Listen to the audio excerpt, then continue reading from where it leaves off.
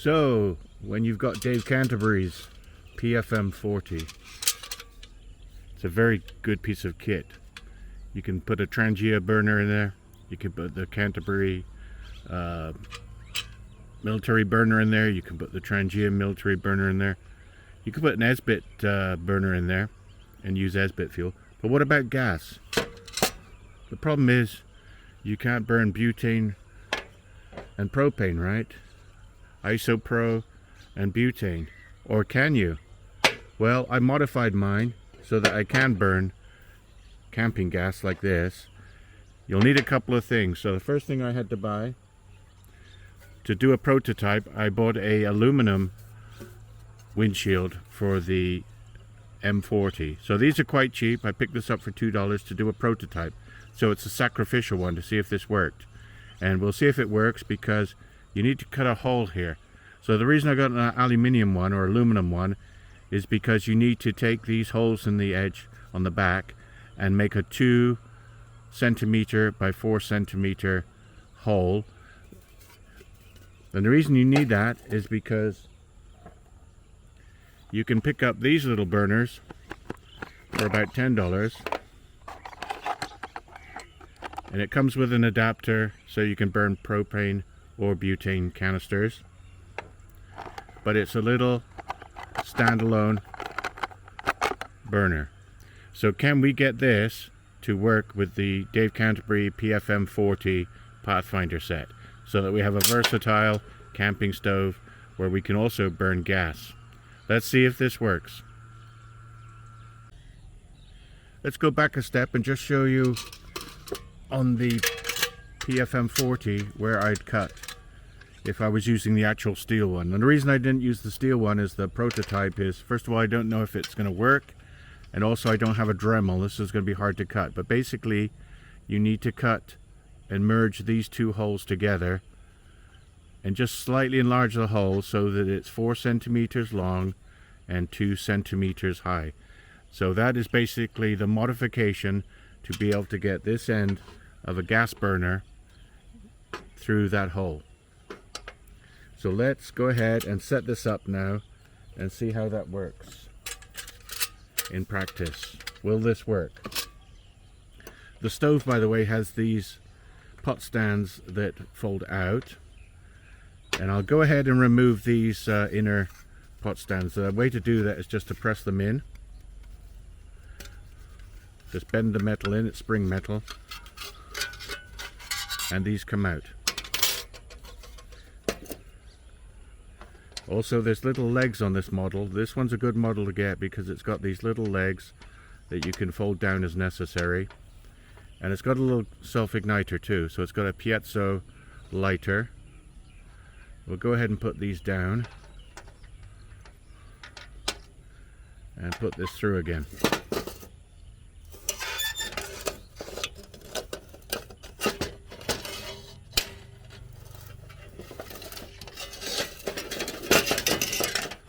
And yes, look at that, it fits. So now we've got a burner inside a windshield, and we can center it up in a minute. But we're going to use the butane because this is cheaper. If you're going to buy fuel, these butane cans tend to be cheaper than these Isopro cans. So that's when you need this adapter.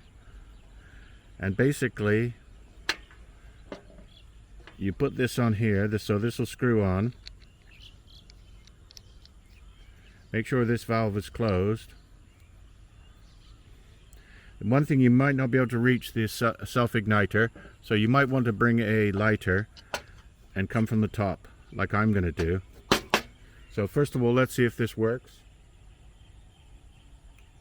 I've got my little Soto torch here. So I'll extend this. This comes out to turn it on. So we'll turn on some gas and we'll see if it's going to work. Yes, so now we've got a burner inside a heat shield. So we know that's going to work. Let's set it up now and do a boil test with 2 cups of water, doing the hiramcook standard, and see how long it takes to boil 2 cups of water using the steel pans from the PFM40. So there is our PFM40 conversion to a gas burner. With the pot stand still inside, you can fit the burner and the cable that goes to the gas bottle through the hole there. It's a little bit tight, but you can do it. And remember, this is the Swedish one, the aluminum one, and the only reason we're using that one instead of stainless steel is because I don't have a Dremel. But the file that I used is easily cutting through two of these holes. You join two of these holes together to get the burner cable through, and if I had a Dremel, then I would have done it on my stainless steel PFM set. So we're going to do a boil test now, because yesterday we had a little drama when the piezo ignition button, which is plastic, caught fire. So don't buy the one version with the little button to start it, because it'll burn, because all the extra heat in this area is going to melt that plastic button. Not a big deal, it just means you have to use a match or a torch like this one to light your stove. So let's go ahead and do a boil test now. Let's just show you how it lights up, how easy it is. And I keep the bottle vertical. There's the flame. I keep the bottle vertical of fuel because it seemed to be pulsing a bit with the liquid. Now I've measured out 473 grams of water, so 2 cups. So this mark here is 2 cups. We know it's going to be quicker than the alcohol stove, because this gas, well, you can also turn up the gas really high and boil it really quick. But just to show you it's a good conversion, we'll do a boil test with 2 cups of water. Let's turn this on. So for a boil test, the water is starting at 30 Celsius because it's a hot day today, and our set temperature for boiling is 95 because we're, as I explained before, we're at high elevation. Water boils at a lower temperature the higher you go. So we're all ready to go. We'll start the timer and put this on.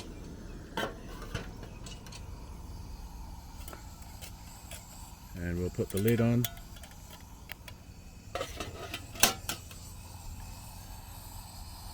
And of course, a lot depends on how high you turn the gas up.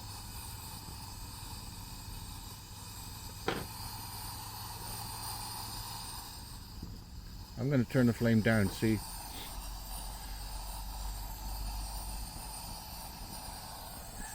how long it takes to boil. We know that you could turn the gas up and you could boil it very quickly, or you could simmer with this, but we'll just keep it at an average setting. It's already up to 36 degrees Celsius.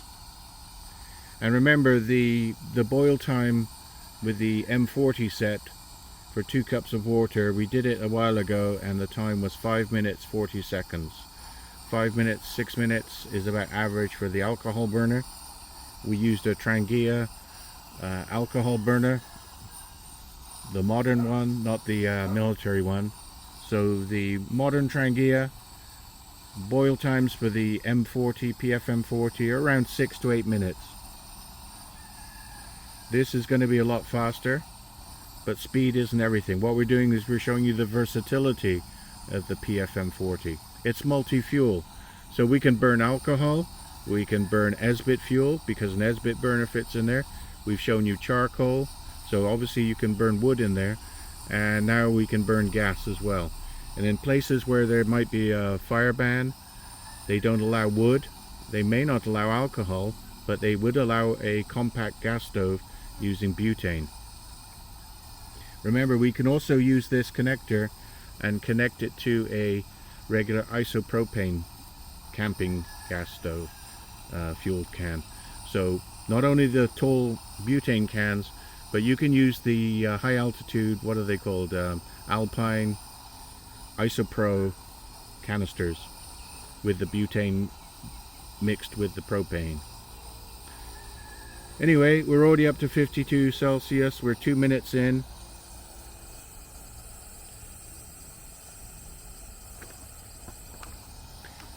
So it's coming along nicely. I put the handle for the lid at the back because it is quite hard to open it sometimes with the handle getting hot here. There will be some heat coming out of this hole here, and this handle does get hot, so it's always good to have a leather glove handy.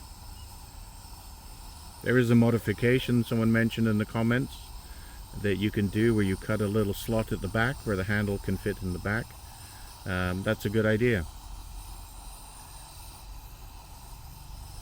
Also, you may remember we were doing a 1,000 subscriber draw. Now, we were away, so we didn't get it done right away, but the winner of the draw, if he's watching, or he or she is watching, it's Big House B55. If Big House B55 can contact us, then they'll get the 1,000 subscriber draw.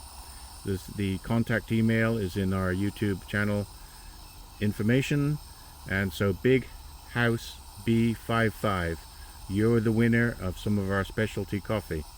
Anyway, now look at the temperature.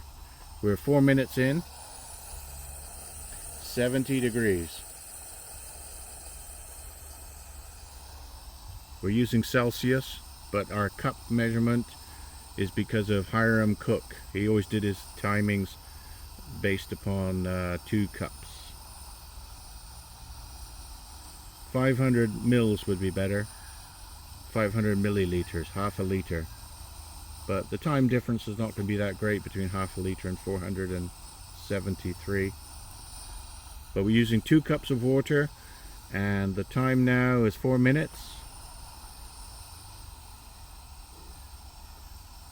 76 degrees. Hey, it might be slower than alcohol at this rate. 5 minutes 40 was the burn time or boil time for the M40 when we did the M40, so it's only a minute away from that. Temperature 80, so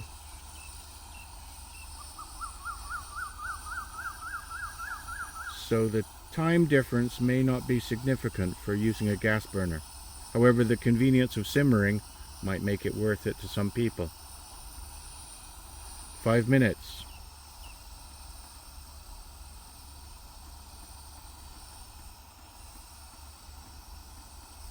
How's the water doing? Let's take a look inside. Oh, it's already lots of steam. Almost boiling. 88. So it's going to be about equal to the M40 using alcohol with the Trangia burner, I'd say.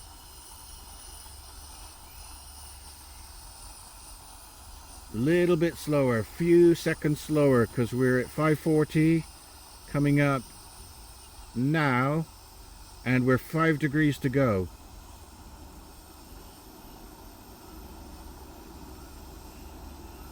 So there we are, it's going to boil any second. Let's take a look.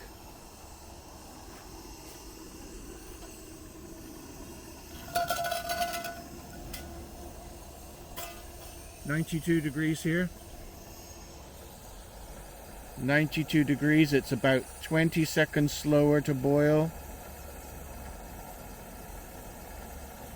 using gas.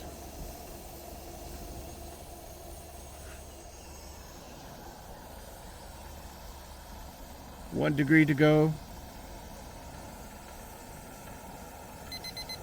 There, boiling.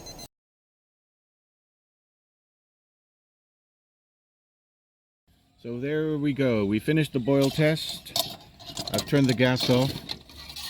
6 minutes 30 seconds to boil to 95 degrees, which is boiling point at this elevation. We're over 1,000 meters high, and this burner connection with a butane canister for the PFM40, this is a proven success. So this was a prototype, remember, using an aluminum shield, but you can cut your Pathfinder PFM40 shield if you want to join these 2 holes together at the back and make a gas burning setup like mine. You just need a Dremel or something to make it easier to cut out the holes. If you've got the aluminum shield, then you can just use a little keyhole file, what I did. So proven success. You can do a multi-fuel Pathfinder PFM40. You can burn Esbit, alcohol, wood, charcoal and gas with a slight modification that I've shown you here. Thanks for watching. Please like and subscribe. Next time we'll do some cooking on this setup with the gas stove.